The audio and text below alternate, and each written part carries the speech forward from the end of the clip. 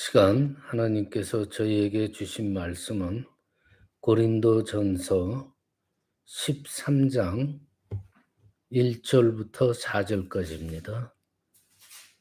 신약 성경 279페이지 고린도전서 13장 1절부터 4절까지 뜻을 잘 생각하시면서 한 목소리로 함께 봉독하십니다. 시작. 내가 사람의 방언과 천사의 말을 할지라도 사랑이 없으면 소리나는 구리와 울리는 꽹과리가 되고, 내가 예언하는 능력이 있어서 모든 비밀과 모든 지식을 알고 또 산을 옮길 만한 모든 믿음이 있을지라도 사랑이 없으면 내가 아무것도 아니요 내가 내게 있는 모든 것으로 구제하고 또 내 몸을 불사르게 내줄지라도 사랑이 없으면 내게 아무 유익이 없느니라. 사랑은 오래 참고 사랑은 온유하며 시기하지 아니하며 사랑은 자랑하지 아니하며 교만하지 아니하며. 아멘. 예, 저번 주에 이어서 오늘도 사랑에 대해서 말씀을 전해드립니다. 오래 참는 사랑이라는 주제로 은혜를 나누겠습니다. 이 사랑을 보편적인 사랑, 그러니까 모든 사람들을 대상으로 이 사랑이라는 것을 증거하고 행하신 분이 누구예요? 바로 예수 그리스도예요. 보통 사람들은 자신이 생각하는, 자신이 사랑하는 어떤 특정한 것에 대해서 또 특정한 사람에 대해서만 사랑하는 경향이 있죠. 근데 예수님의 사랑, 이것은 보편적인 사람들, 즉 죄인들까지도 사랑하신 분이 바로 예수님이에요. 그리고 이러한 사랑을 모범적으로 행하는 사람들이 누구예요? 바로 우리 성도님들이에요. 그 사랑을 실천하는 사람들. 오늘 바울은요, 사랑은 오래 참는다는 말씀으로 시작하죠. 그러니까 이 오래 참는다는 것이 사랑의 아주 중요한 요소가 되는 거예요. 근데 우리가 오래 참는다고 한다면은, 예를 들어서 화가 난다. 근데 그 분노를 오랫동안 품고 참는 것으로, 오래 참는 것으로 생각하기 쉽지만은 그게 아니에요. 이 성경은요, 화를 갖다가 오랫동안 참으라고 가르치지 않아요. 오히려 뭐라 그래요? 해가 지도록 분을 품지 말라고 성경에서 말해요. 즉, 이 참는다는 것은 어떤 분을 갖다가 자기가 품고 오래 참는다, 그런 뜻이 아니에요. 상대방 잘못된 일을 보았을 때 그 사람을 품고 그 사람이 제대로 할 수 있도록 사랑으로 참고 기다려준다는 뜻이에요. 그저 단순히 그냥 오래 참는다는 뜻이 아니에요.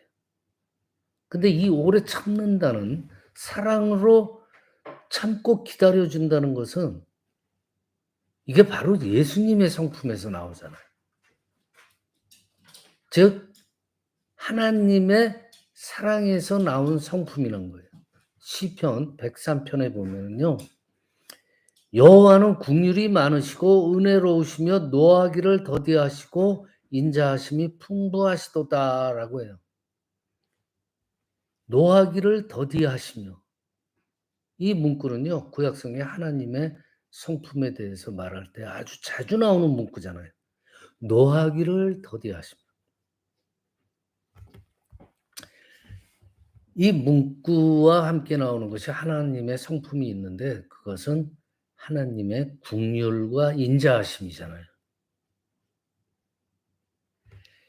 여러분들, 하나님께서 노하기를 더디하신다는 것은 우리들한테 노하실 일이 없으셔서 그랬을까요? 아니에요. 분명히 노하셔야 하는 일인데도 하나님께서는 우리들을 사랑하기 때문에 정말 바른 길로 돌아오기를 참으시면서 기다려 주신다. 이것이 바로 하나님의 성품이에요. 예수님의 성품. 베드로후서 3장 9 절에 보면은요. 베드로는 왜 주께서 재림까지 연기하실 정도로 사람들의 죄악을 오래 참으시는지 그 이유를 말씀하잖아요. 주의 약속은 어떤 이들이 더디다고 생각하는 것 같이 더딘 것이 아니라 오직 주께서는 너희를 대하여 오래 참으시고 아무도 멸망하지 아니하고 다 회개하기에 이르기를 원하시느니라. 베드로후서에 그렇게 나와요. 기다리시는 거예요. 온 인류가 멸망하는 걸 원하질 않아요. 다 회개하고 구원에 이르기를 원하고. 그러니까 기다리는 거예요. 그래서 사랑은 오래 참는다. 그런 말이 거기서 나오는 거예요. 우리 가족들이나 교회 안에서 성도님들 또 이웃들 봤을 때 정말 미숙하고 잘못된 모습이 있다고 하더라도 그 일로 인해서 시험 들지 마시고 오래 참으며 하나님의 성품대로 오래 참고 그 사람이 영적으로 정말 인격적으로 잘 성장할 수 있도록 기도하고 또 도울 일이 있으면 도와주는 거예요. 그저 그냥 그 사람을 정죄하고 분노하고 그러면 안 된다는 거예요. 하나님의 사랑 품고 기다리고 도와줘야 돼요. 두 번째로 사랑은 온유하다고 그랬어요. 우리는 반대로요. 다른 사람들이 나를 대할 때 온유하게 대해 주기를 바라요. 그러면서 나 자신은 다른 사람들한테 아무 생각 없이 말을 내뱉고 거칠게 하고 폭력적으로 대할 때가 많아요. 특히 오늘날 이 사회에 보면은요. 온유하지 못한 모습들이 많이 나타나고 있어요. 이웃들 간에도 서로 헐뜯고 불만이 있으면은 그냥 욕하고 국가적으로 봐도 공권력으로 약자들을 갖다가 억누르고 자기 정권 유지를 위해서 거칠게 다루는 일들도 많잖아요. 그리고 지금 우리 미국 사회가 아주 중요한 그 문제에 직면한 게 뭐냐면 인종하고 문화가 다르다고 그래 가지고 상대방을 비판하고 비난하고 폭력적으로 대하는 사람들도 지금 많이 있잖아요. 그런데 오늘 성경 본문에 아까 첫 번째는 오래 참고 품고 가야 된다. 기다려라. 도와줘라. 그러고 두 번째가 온유하다는 거예요. 그것도 상대방을 갖다가 봐가면서 온유한 게 아니라 모든 이들한테 온유하게 대하라 이거예요. 마태복음 11장 29 절에는요. 예수님께서 말씀하시는데 "나는 마음이 온유하고 겸손하니 나의 멍에를 메고 내게 배우라. 그리하면 너희 마음이 쉼을 얻으리니라고 하셨어요. 예수님께서 예수님 자신이 그래요. 나는 온유하고 겸손하다. 그러니까 나로부터 좀 배워라. 그러면서 뭐래요? 그렇게 되면은 너희들 마음이 쉼을 얻으리라 그래요. 그러니까 나 자신을 위해서라도 모든 사람들한테 온유하게 대하는 성품을 가져야 돼요. 그러면 나 자신이 편해지는 거예요. 다른 사람을 사랑으로 온유하게 대할 때 그 상대방을 사랑하는 행위도 되지만은 내 마음이 안식을 얻는 유익이 있다는 예수님의 말씀이에요. 예수님께서 온유와 겸손을 함께 말씀하셨잖아요. 그건 뭐예요? 서로 연관이 있기 때문에. 내가 온유하다. 다른 사람을 온유하게 대할 수 있다는 것은 그 뜻은요. 내 자신이 낮추는 겸손함이 먼저 선행돼야지 온유함이 나오는 거예요. 그래서 예수님께서는 겸손과 온유를 함께 말한 거예요. 사회적으로 권력이 있고 높은 지위에 있는 사람이라도 자기 자신을 낮추고 겸손하게 할 때 온유의 성품이 나올 수 있잖아요. 그런 좀 높고 좀 나아 보이는 사람들이 온유하게 되면은요. 그 사랑이 더 크게 보여요.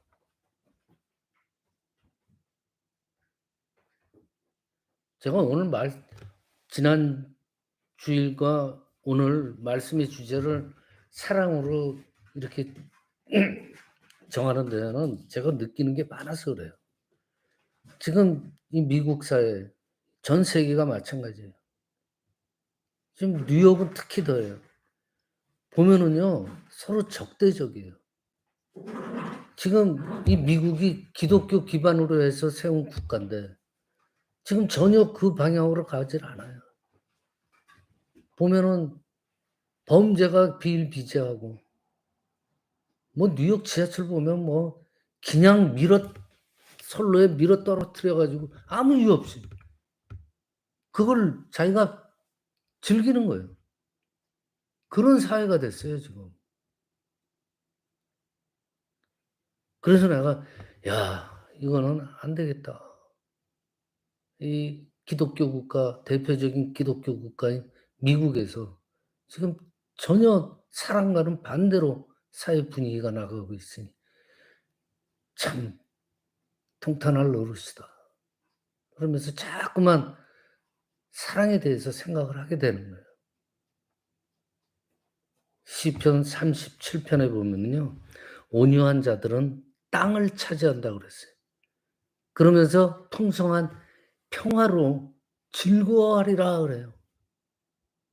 근데 지금 이 시대 지금 길거리를 나가 봐요. 이런가? 풍성한 화평이 있어요.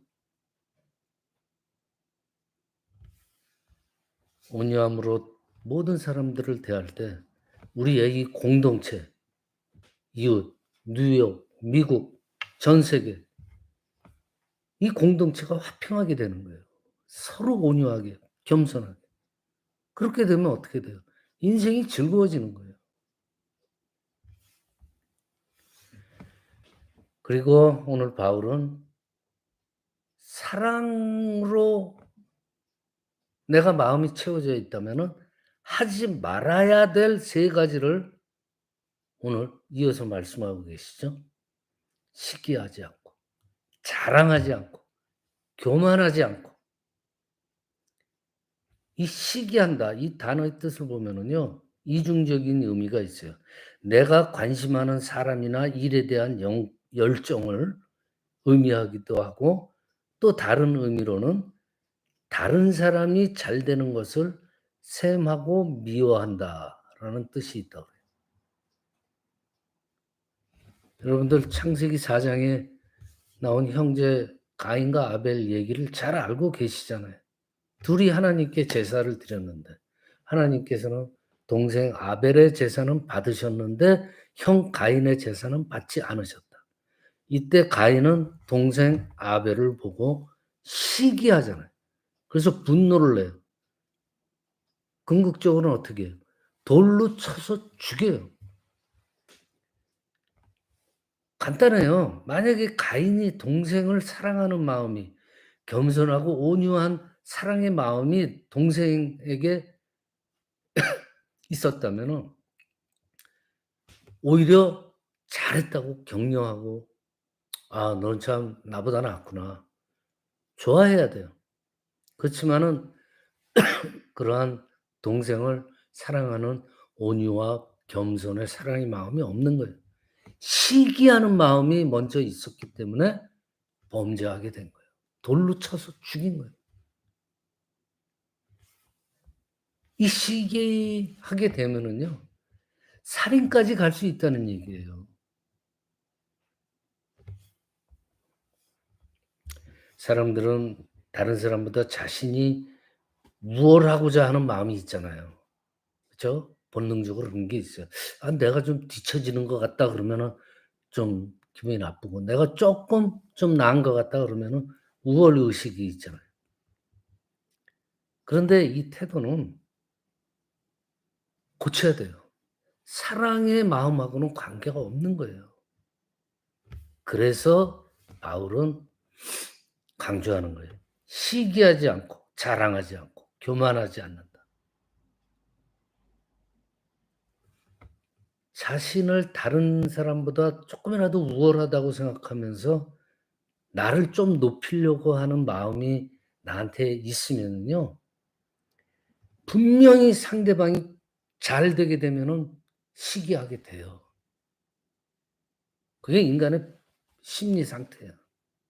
그러니까 먼저 겸손해져야 돼요. 내가 남보다 우월하다는 생각을 없애야 돼요. 다 똑같은 거예요. 똑같다고 생각해요. 저 사람 나랑 똑같다.